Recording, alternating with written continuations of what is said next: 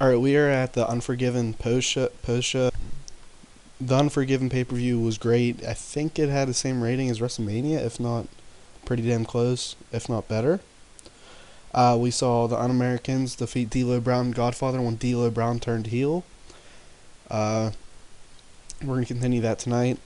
Taz defeated Ken Shamrock to retain the European champion, proving himself to be, the real shooter, quotations of WWF. Mankind and Al Snow picked up a victory over the Dudley Boys, but it's not the end of that feud quite yet. Abyss, Edge, and Christian, hey, I kind of got it right for once, defeated Kane and APA when APA turned heel. They have a big match tonight. They have a tag team title match versus Rabid Dog, who defended their titles against Mark. Goldust retained his title over Eddie Guerrero, Brian Pillman, and Owen Hart. William Regal defeated Val Venus by cheating. As I said earlier, Rabid Dog defended the titles against the Marvelous Ones. Triple H defeated X-Pac in the Last Man Standing match. Hell of a match. Very happy with it. Undertaker attacked X-Pac, making a return last night. He's not on the show tonight. We're going to make him special, I feel like, for now. And then Chris Candido lost to Stone Cold, put on another hell of a promo. He starts off this show, and Stone Cold retained the title of Chris Candido. Remember, Chris Candido said he didn't want Vince's help. He didn't get it, and he lost. So we're going to start off Raw with good old Chris. So pretty much here, this angle is, once again, I could write for Chris. I don't know his voice. He never really had a promo I watched, so I'm just writing it off what I picture. It's just my imagination with any real guide. But pretty much he's saying he almost had it. Stone Cold's a better man, but it's not over yet. And then Chris begs Vince, and very much a tweener. Not really any reason to be booed, but not really any reason to be cheered. He'd be simply being booed because he's feuding with Stone Cold. Here we start the King of the Ring off with Brian Pillman defeating Billy Kidman with a flying crossbody. I should have showed you bracket. One sec. Alright, so here's the bracket. It's not perfect, but pretty much Brian Pillman advances in the tournament. We continue on to another match in the tournament. Brian Pillman wasted again on drugs. It's getting really frustrating. I don't know how long he's going to last. We go to Ahmed Johnson versus William Regal. William Regal picks up the victory over Ahmed Johnson, advancing in the King of the Ring tournament. Ahmed Johnson, don't know what to do with him yet. I'll figure it out down the line. Here we have Vince McMahon saying, Chris Candido now wants my help. Being that arrogant, smug son of a bitch he is. He says, next week, Triple H versus X-Pac versus Chris Candido, #1 contendership on the line. Here, Owen Hart and Goldust ends when Owen Hart defeats Goldust following interference from Lance Storm, costing Goldust the match. Owen Hart advances in King of the Ring. Here, Mankind and Al Snow are backstage joking around when the Dudley Boys run in and attack them, and it pretty much is just Dudley Boys getting their heat back from the previous night. Going to Rikishi defeating Matt Bloom to advance in King of the Ring. Not much story here. It went short, 5 minutes. Two guys who I need to either find something to do with, but they're both, Matt Bloom's in tag team with Lance Storm. Lance Storm's getting a little bit of a singles push here. So it's going to be, swim or sink. Sink or swim. And then we get Val Venus defeating Chavo, getting a win back from a week ago. Val Venus defeats Chavo Guerrero to advance in King of the Ring. Here, Stone Cold cuts a promo hyping his match with Chris Candido. He pretty much say, I don't give a damn if it's Chris, X-Pac, Triple H. I'll beat all you sons of bitches. It's the bottom line because Stone Cold said so. It's simple as that, really, Stone Cold. After that, we go into a match with D'Lo Brown taking on Godfather. D'Lo Brown wins after, I would say he cheats to defeat the Godfather.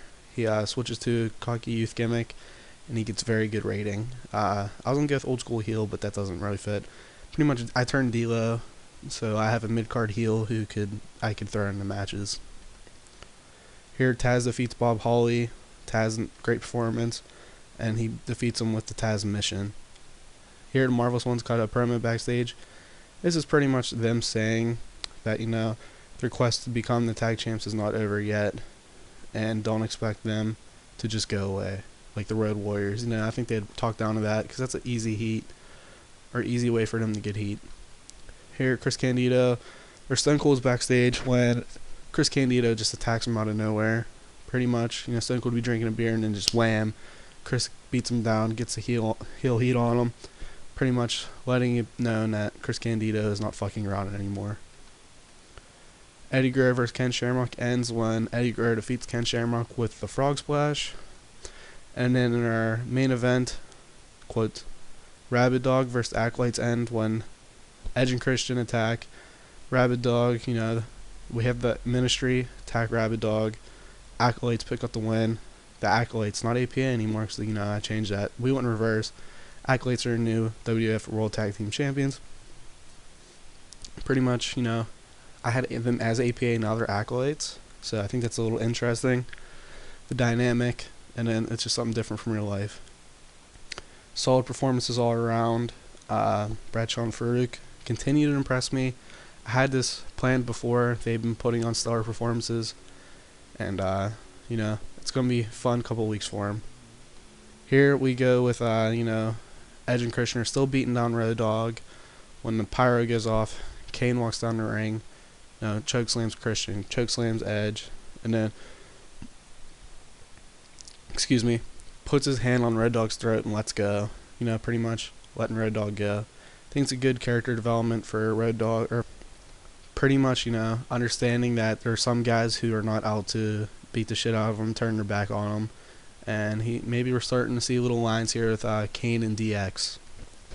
Here we go to the finishing angle of the show where Shane McMahon's in the ring bragging, that him and Umaga and Corporation took down The Rock, and we haven't seen him since. And Shane's like, I'm the new People's Champ. And he goes in the corner, does the Rock's thing with the arm and the eyebrow. And then you hear, if you smell what The Rock is cooking, Rock runs down. Does this comeback where he punches Umaga, throws his hand up, spit, punches Umaga down, over top rope.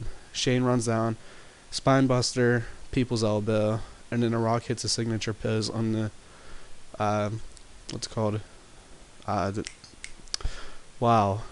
turnbuckle that Shane was doing earlier. To pretty much, this solidifies that The Rock's back as a face. And that's the ending angle, because I figure that's the best way to end the show. The main event match, I figured I'd put it in the main event because of the title change. Nothing special, but it is what it is. So, let's see if we beat WCW. It is 71-26. I have a 2-week win streak. It's still adjusting to the match aims and stuff. I really need to do more work at it. And once I get better at it, or once I feel more comfortable doing it, I will show you guys and walk you guys through how I do it. Fuck. Alright, so it's 71-27. WCW beats me. Harlem Heat defeat Goldberg and Benoit. Goldberg's best match in the whole entire game. In the whole entire series, excuse me. And let's see. Angle confrontation, that's cool. I like how they have like an angle before the match. Like pre-match, Savage match. Mang and Conan are the ring generals, I believe. So we got that. But thing with that is that it limits who's on the show. So that's something just to take note of. But yeah, it's 71-27. WWF over WCW. Edge and Christian getting praised constantly, and that's fine. Brian Pillman, whew. I don't know what I'm gonna do with him. I was planning on writing him out at WrestleMania, 16? But honestly, it might be, this month or next month or something soon. I don't know. It just sucks. Because he's so goddamn good in the ring. Like, look at him. Honestly, if he wasn't, druggy, he'd probably be in Chris Candido's spot right now. And to be honest, I think he'd be doing better. I can't really fire him because the Stone Cold would be pissed. Yeah, but pretty much, it's going to be interesting, and it's going to be hard for me to figure out what to do with Brian Pillman. So that's going to be it for this episode. Thank you guys for watching. Like, subscribe. If you like the series, I'd subscribe, because I don't upload every episode on Reddit. and because I feel like it gets annoying, and don't want to put too many videos on there. But I will put all the major shows and shows that are excellent on Reddit for those. If I remember, they're great shows. But yeah, like I was saying, like, subscribe, and I'll talk to you guys next episode, where we're gonna have a tag team debut, and it's gonna be pretty extreme. Ha.